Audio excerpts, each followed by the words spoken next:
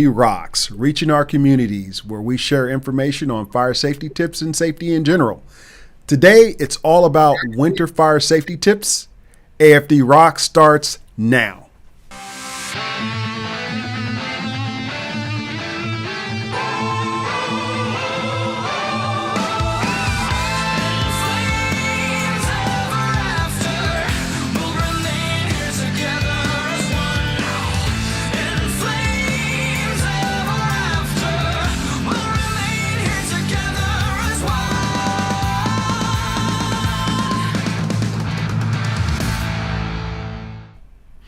Welcome back. Again, this is season 2, glorious time in the new year for us, and we are excited to be back.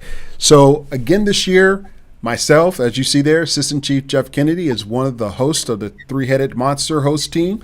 Chief Stewart couldn't be with us today, but Division Chief Tony Hayden is with us today. He's in the house in another room. Tony, how are you doing, man?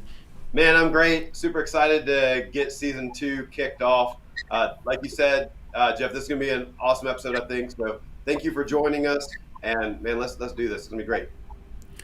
And I hope that your new year is off to a great start like ours has been. Yeah, there have been ups and downs, but, hey, I can't complain. How about you? No, man, it's been a really great start.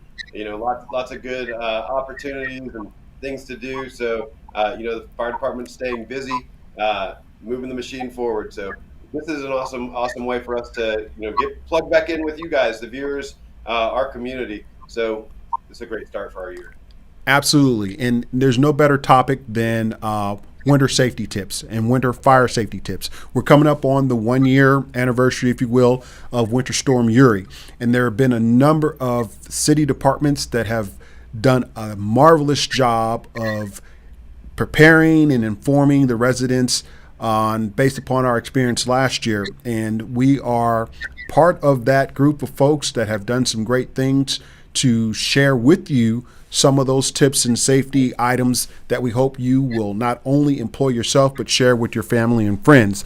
And so one of the big things that happened last year in the storm were frozen water pipes. And then, of course, when they thawed out, they had a lot of homes that were flooded and a lot of facilities that were flooded. So Austin has on their website, the City of Austin's website, there's 2 links. One for prepare your home for winter weather, and the other on just being prepared. They give some great tips on what you can do to prepare your home and your family for the next event. Locating water shutoffs was a very big issue or a very big concern for a lot of people. And on the city web link, there is a video that was done by Austin Water Utility, which can also be found on YouTube, that shows you how, as a homeowner or a renter of a home, where to locate your water shutoffs and how to shut them off. Also, some of the tips are on gathering supplies, the necessities that you would need for a duration of being without. For instance, 2 gallons of water per person. There's several different rules, but the site helps you with that type of information. Also, apps for alerting systems. There are different organizations out there that provide information to warn you about weather and to warn you on what you should do when these events are upcoming. There are also tips on weatherizing your house, how to keep cold weather out, and as well as protecting your water pipes and your hot water heaters and the outdoor faucets. Austin Energy at austinenergy.com has also put out some information on how to be prepared and what to do in the event of a power outage. And one of the tips that they put on their site is a did you know question. And did you know that 25 pounds of dry ice in a 10 cubic deep freezer, almost the size of the desk that I'm looking at that I have in front of me, can keep the temperature to 32 degrees for about 3 to 4 days, which would be very essential for those items not only in your freezer, but in the event that you may lose power and you have to relocate stuff from your refrigerator to some place where you can keep the items cold. So lots of marvelous tips out there that you all have access to, not only to the link that's on the screen, but if you go to the City of Austin's website in general and type in prepare your home for winter weather, you'll be directed to other links. Yeah, those are great tips, Jeff. And that dry ice thing that would have been very valuable for a lot of people. So I'm glad you shared that. If we ever end up in that spot again, it's great information. And those links are going to be valuable to you. So if you're watching this and you missed some of them, come back, rewind this video in a little bit, and write those down so you have those resources. But right now, Austin Fire Department also produced a really important video that we think can be valuable to our community about winter safety. So right now we'd like you to take a look at this. Check it out.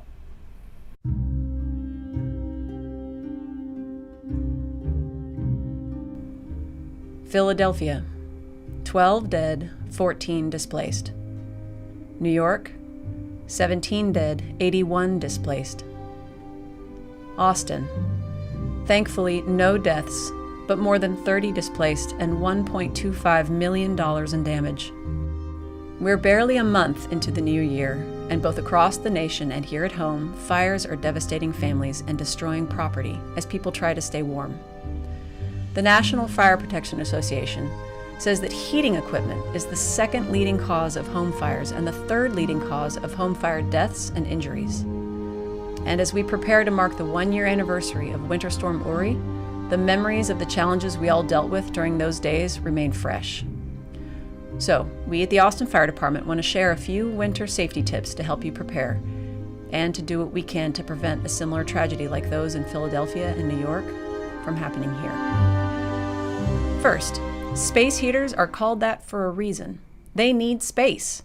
Make sure they have plenty of room around them and are placed away from anything that could burn.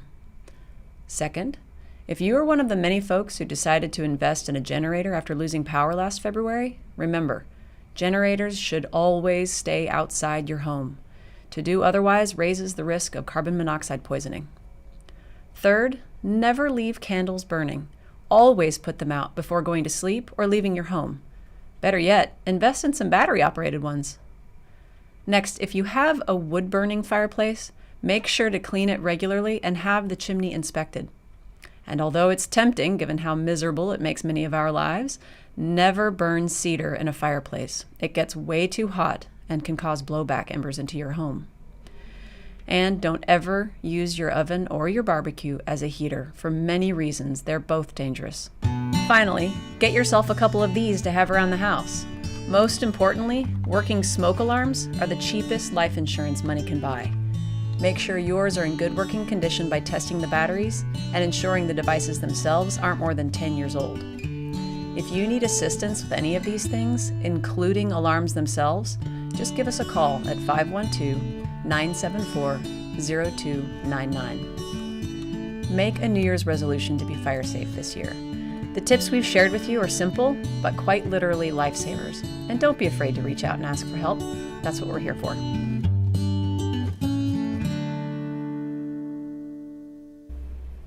So I hope you guys enjoyed that. Again, some really good tips. One of the things that Liz talked about there is your ovens and your barbecue grills and just being safe about those. Even in extreme weathers, right, we're still going to be cooking and taking care of ourselves. And, if you're cooking for your family, still use your favorite season, whether it's salt, pepper, garlic, or paprika. But make sure you're being safe with those appliances and not using them to heat your home, but just to feed your family. So I hope you guys enjoyed that video. Jeff, what did you think? So, excellent job on the video from first Chief Baker commissioning the project, and then for Michelle Tanzola and Chris Wilkinson and the PIO team for putting it together. Well done. And of course, Captain Liz Donaldson for narrating and hosting that video. What was important, as you mentioned, the carbon monoxide detectors or alarms, because during the winter storm, you had people who were improvising for heat by bringing their barbecue grills inside their homes and using that for a heat source, and it created medical issues because carbon monoxide is a gas that you cannot smell and cannot see, but it is very toxic and it can kill. So not only having a smoke alarm, but a carbon monoxide detector is very important. And again, with those tips that we shared on how to be safe, we have someone very important to us who will further that message, and that is Teresa Cifuentes, who is the program manager in our community outreach division. And you all, if you're fans of the show, have seen Teresa before, and she has been on here to share her wisdom and her expertise. So we welcome again Miss Teresa Cifuentes. How are you doing today, Teresa? Back, Teresa. Good morning. I'm doing well, thanks. So one of the things that I want to talk about this morning, and Captain Donaldson covered it a little bit, and that's about working smoke alarms. So one of the things that I want to mention is that the Austin Fire Department has this great program. It is the free smoke alarm program. And through this program, citizens of Austin can call us if they don't have working smoke alarms in their home, or if they've lived in their home for 8, 10 years and they've not replaced their current smoke alarms. It's time to replace them. So what we do is we come out to your home and install these working smoke alarms. We will replace your existing ones. We'll test them. If they're not working, we'll replace them. We will make sure that your home is complying with the latest fire code, smoke alarm fire code, which is ensuring that you have a smoke alarm in every bedroom, every adjacent hallway, and of course your living area. So if you live within the city of Austin, you can give us a call. We will come out. A firefighter will come out, check your alarms, install alarms if needed. If you just need batteries, we can replace the batteries. It's important to mention that the alarms that we're installing in homes these days are the 10-year life expectancy smoke alarms. What these alarms do is the life expectancy, as I mentioned, is 10 years. However, you don't have to change the batteries for up to 10 years. We still encourage and let people know that they do need to check their alarms every 6 months to make sure that they're working. However, you don't have to replace the batteries for up to 10 years. So again, it's very important that you have working smoke alarms in your home. One of the great things about this program is that it's absolutely free. We will come out to your home. We will make sure that your smoke alarms are working. If they're not, we'll replace one, and it's all absolutely free. It's done. They're installed by our firefighters. It's one of the things that is important to know, as Captain Donaldson was saying, is that right now during the winter, and we're using the space heaters, it's important to have these working smoke alarms because it is the cheapest life insurance that you can buy to ensure that you don't, if you happen to have a fire in your home, that these alarms will save your life. So one of the other things to mention is that we do not at this time check for our installed carbon monoxide alarms. However, our prevention department ensures that the homes are in compliance and have the carbon monoxide alarms. If you have a home with gas, you should have one. If not, give us a call, or you can probably purchase one at your local hardware store. But again, it's very important. Please reach out to us for any information on smoke alarms, fire extinguishers, or if you even need a home assessment, that we will come out to your home and ensure that if you do have a space heater, that it's in the proper location. We will do an assessment of your home and check for fire safety. Just give us a call. We will be more than glad to come out to your home. The number is 512-974-0299. We have a smoke alarm hotline. You can call this number, leave us a message, and we will return your call within 24 hours. A lot of times, or most of the time, it's a lot faster than that, and we can have a firefighter out to your home within those 24 hours. So please give us a call. Let us know if you need smoke alarms or if you have any questions regarding fire safety tips. We can also do a virtual fire safety presentation. It's important to note that right now we are not going out and doing smoke alarm canvassing in neighborhoods, and that is, of course, because of the stage 5 that we're in the pandemic.